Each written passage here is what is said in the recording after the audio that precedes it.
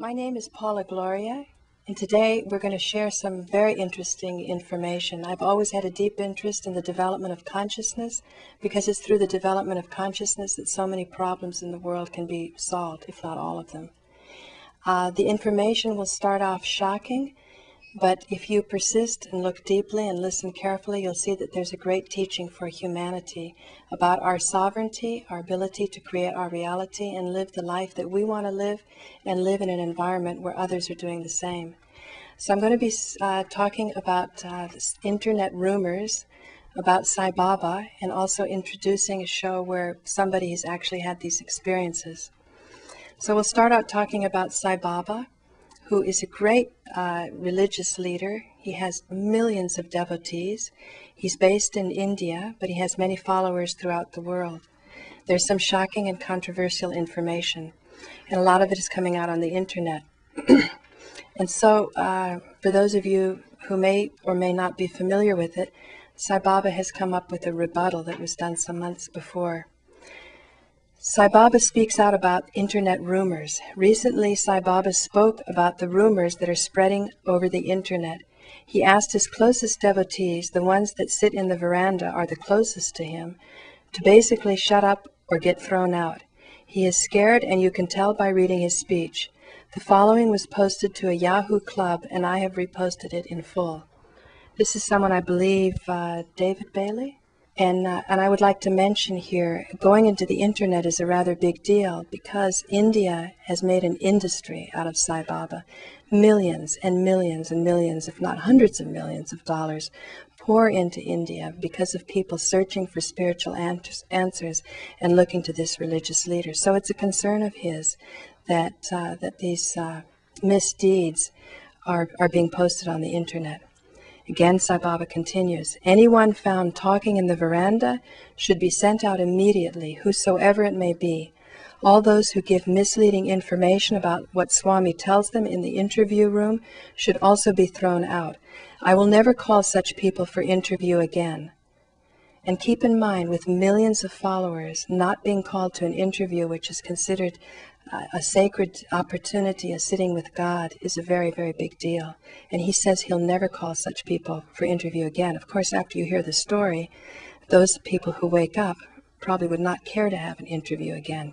But in any case, there's a lot of people that are in this sort of in-between stage. They're not quite believing or knowing what's going on. And this is a very profound spiritual struggle that they're going to listen to their God within that's emerging and telling them, giving them a sense of what's right, leading them, truly into the light and away from a tyrant. Sai Baba continues, only those who observe silence are good people. Silence fosters purity. Therefore, observe silence at all times. It is a waste of time if you carry tales about others. What have you come here for?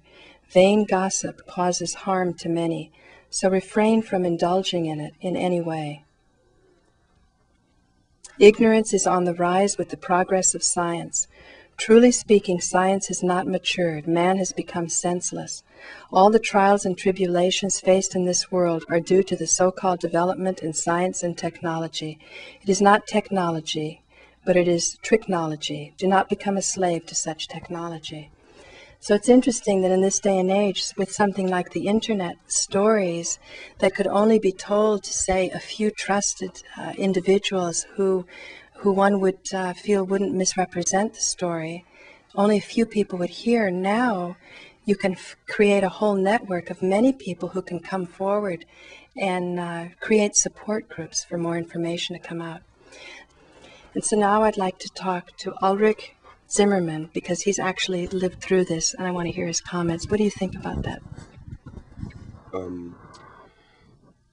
What I think about Sai Baba's response to the multitudinous rumors that are going on now, which are not rumors, which are facts. You know them to be facts. Oh yeah, I know them to be facts. And so I would like to comment on his response, which is only one of them. And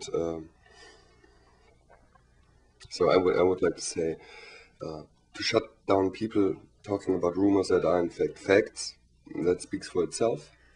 And to refer to the rise of technology as something limited when we have something like the quantum mechanics going on and the spiritual realm they are touching, that in fact are empowering every single conscious being with at least the potentials of doing the outrageous and being basically able to create reality, like he does with materialization, in which he also cheats, but I believe and actually know that he's able to do that.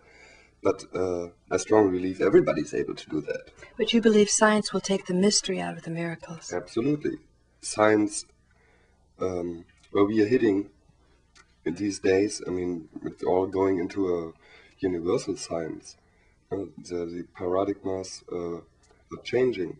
So his comment on science and technology and technology that is keeping people in ignorance, and for me just as kind of pitiful struggling now to stay in a place of power. So it seems as though there is a science or a technology going on with him, and that he said that he lives off the devotion of his devotees. Yes. So it's just we feel there's a deeper knowledge that to get beyond tyranny and victimization, because you've said earlier it was like a deal that was made. You got certain spiritual benefits as long as. How did you? Yeah, I got. When I refer to my experience with him, it was a deal, even that I was not aware really of the fact that it was a deal, only because I couldn't see through my own attitudes and victimization. But it was certainly a deal. I gained something, I did something I would never have an inclination to do, didn't like the experience in itself at all, but I did gain something from it. In the end, when I know and see what I am, it is a deal you only lose. I went to India, to Sai Baba, to be liberated, to get an answer to this inner struggle for knowledge, which the humans experience when they come to this plane. And what you basically get is being a puppet.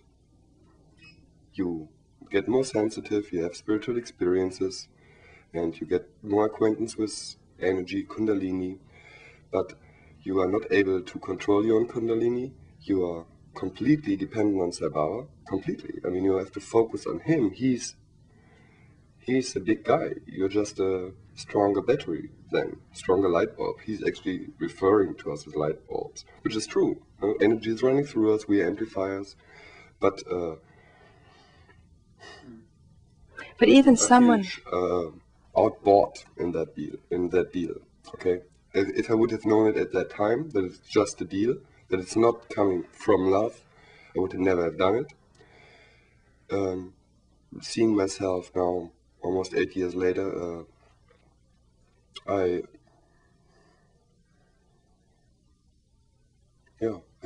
feel outbought also with all the passion and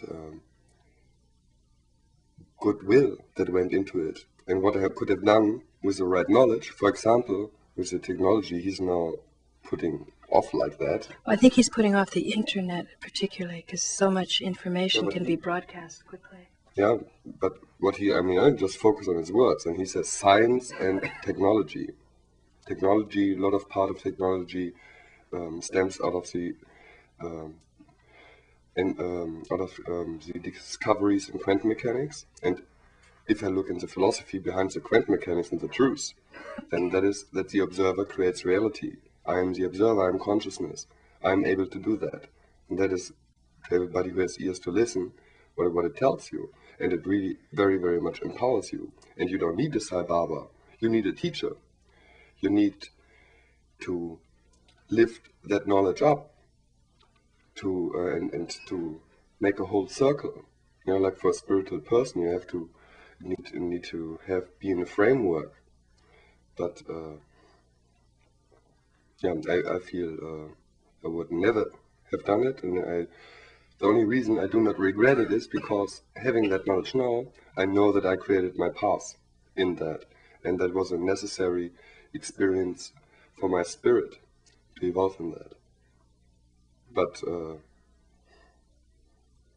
that does not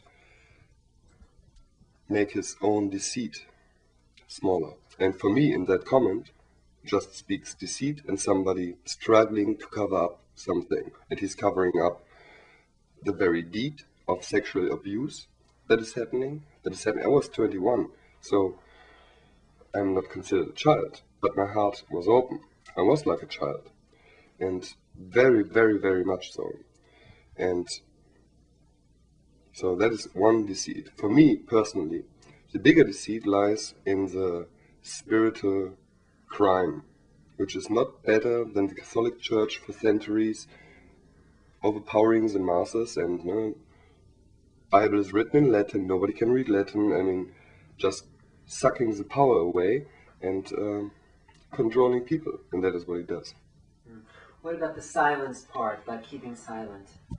Keeping silent, observe silence, of course. There's great truth in that, to silence the voices in your head, to overcome your attitudes, to get rid of the programs of your own limitations, to unpeel the onion, whatever picture you use.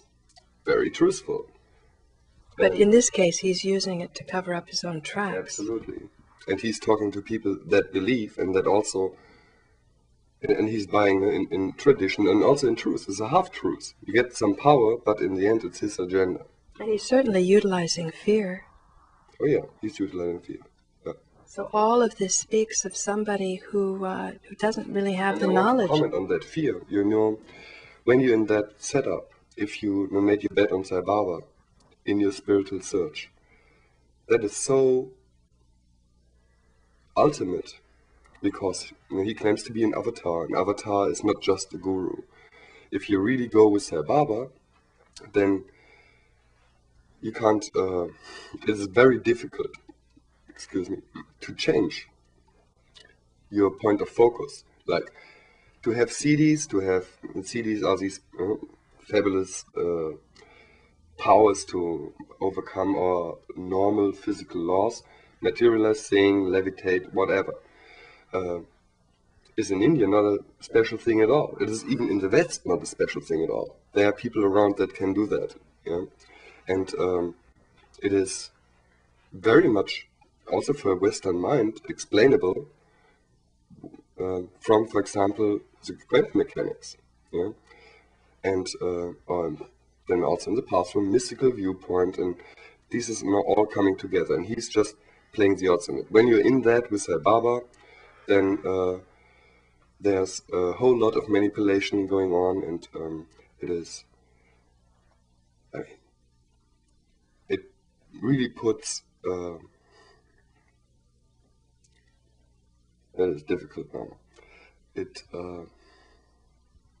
puts you in a situation. To leave him means to lose the world, okay?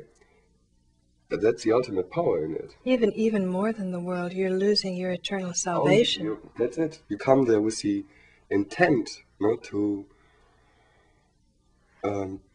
search for it, and he in that person, very person, is representing that for you.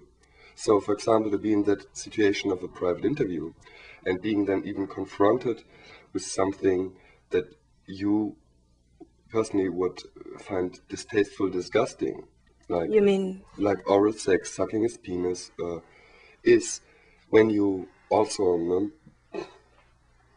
when your desire for knowledge is greater, and you think that this is the only way to get it, and that you trust, that you think this is tantra, and this is the way to bring up your kundalini, which I'm actually not even sure right now, still, if that is not a way.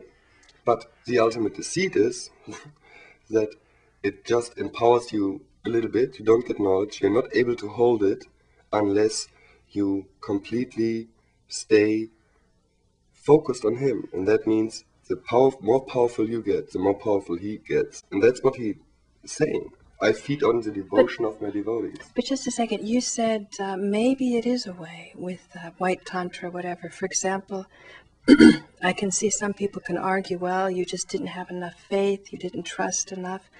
Do you think perhaps somebody who went through the process, who didn't run to the internet or leave the ashram or decide that this isn't the way, if they had the faith, if they continued on and had more and more and more oral sex or whatever the procedure was, do you think that they would have achieved a state where they would have been able to hold a higher spiritual vision? Did you see in the ashram? Very good question. I met people when I was there, I mean, age-old Sai Baba devotees, there for a very long time, decades.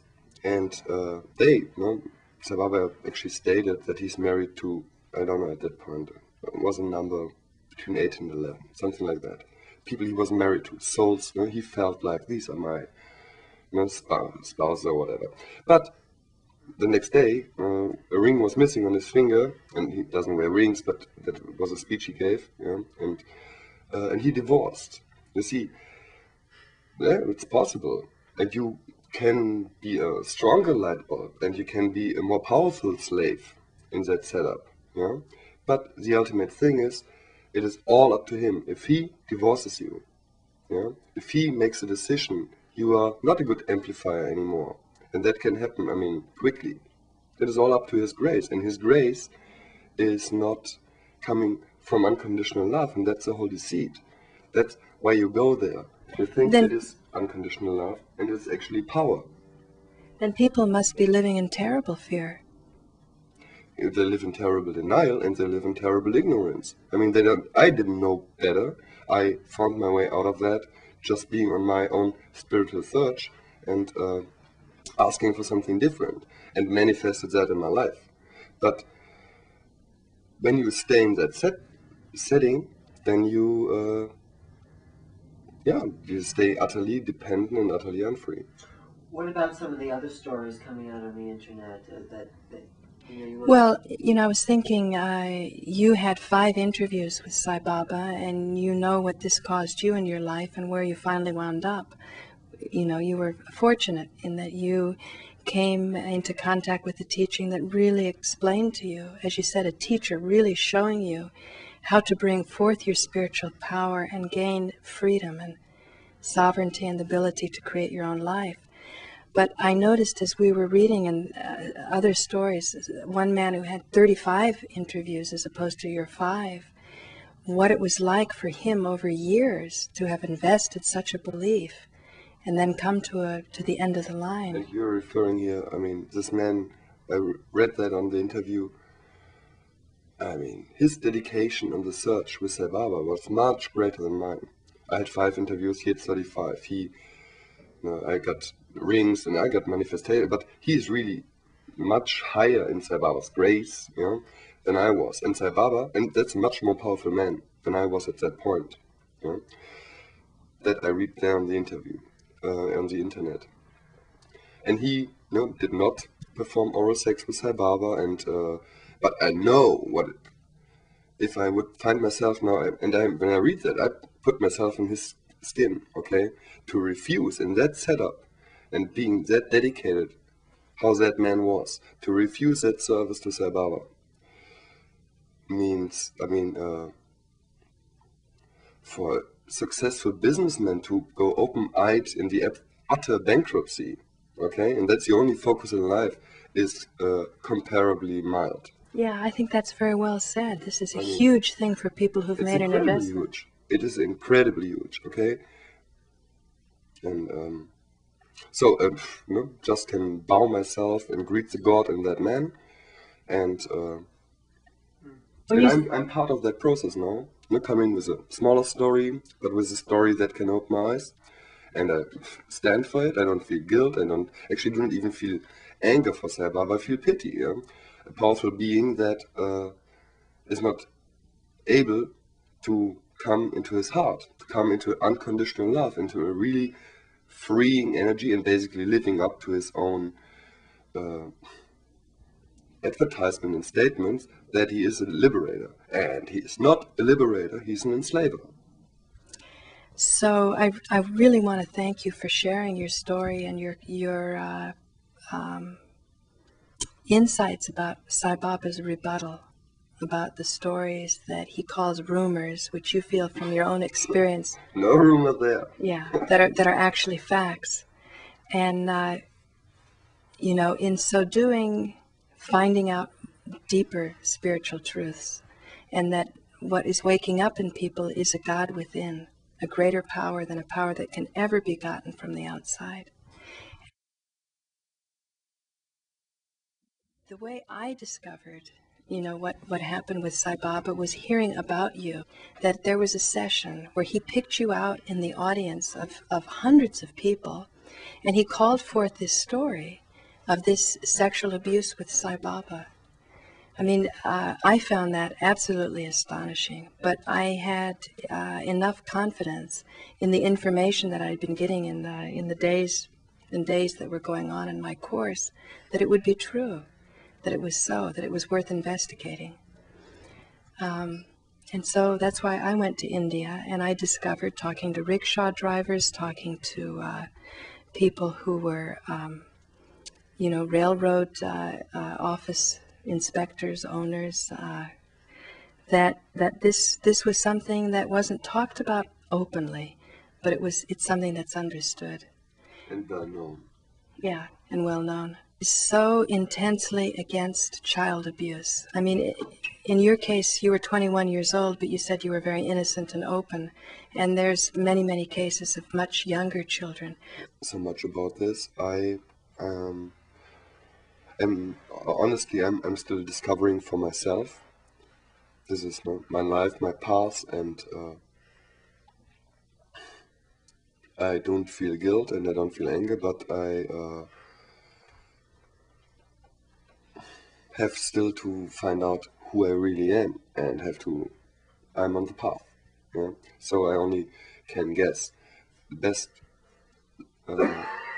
audience, like you said, 1,000 people, a big retreat, and he did that with a lot of anger, and it was connected, the way he called me up, to attitudes that I had to my male agenda, and and he didn't know. I mean, I made no secrets to the people close to me, like my wife, about that experience with Sai Baba, but I also didn't advertise it.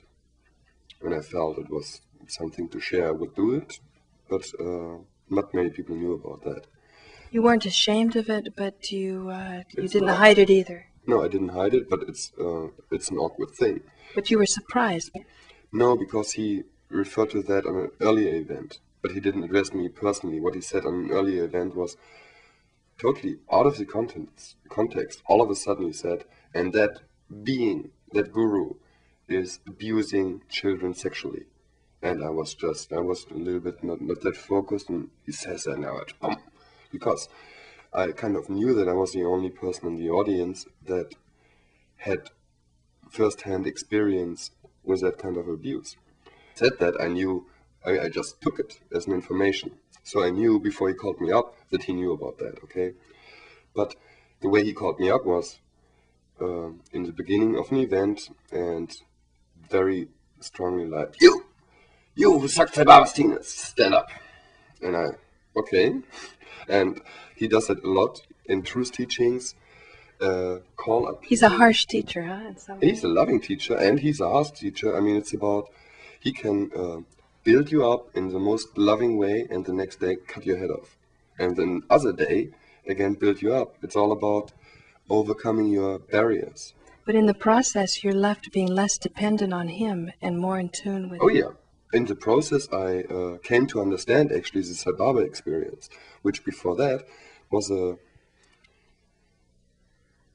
part of my past, and to a certain degree was my past, but the attitudes that led me to create such a past were still very much alive in me. Apply the knowledge, or give you the knowledge, and you have to apply it in very vigorous disciplines, and to apply it in your life. So it's interesting you use the word, he doesn't tolerate being worshipped. No, not at all. I mean, that's not his agenda. The reason he picked a woman to be present on this plane only as like a channel is to not have a body to be worshipped. Right, because later on he said, I don't have a penis for you to suck, right? Yeah, that was later on in that set. Actually, it caught me up on that twice, because in the first session I wouldn't really get it, what he had to tell me, so he broke down on that. And that was very, very strong and harsh experience how he did that. And then half a year later was a very different energy from his side, and he told me, the tyranny of your search is over. And even at that point I didn't understand it, but then some months later I did understand that all this work with me in about a time frame of maybe a year, 1.5 years, that all was interconnected. And it basically leads to the message of this interview, that the tyranny of my search, even that I did not did not experience it as a tyranny at that point, was a very much self-created situation of tyranny and victimization. I created my path. Females never represented an equal part. I mean, on my life I had a very strong attachment to females, and I had a very strong attachment to spirituality. But I never created a setup and a setting where I would be able to combine that in my life. So when I was with Sai Baba is calling up boys, not girls. There are sexual experiences with girls, but that happens in dream state. And I know people who have that over a longer period of time, and it's strong for them. But in terms of physical intercourse, these are boys. And then on my personal path, I was with a Sufi master, and to a different degree, that energy of keeping out women out of spirituality was present there too. And there's a tremendous appreciation for women at the Ramtha school, isn't there? Yes, very much. And basically what he says is that women, from their energetic makeup, are much closer to, and he calls, if you call the energy centers in the body chakras, or you call them seals, he's referring to the fourth seal, the heart area, as a fourth seal, and he says that females are naturally much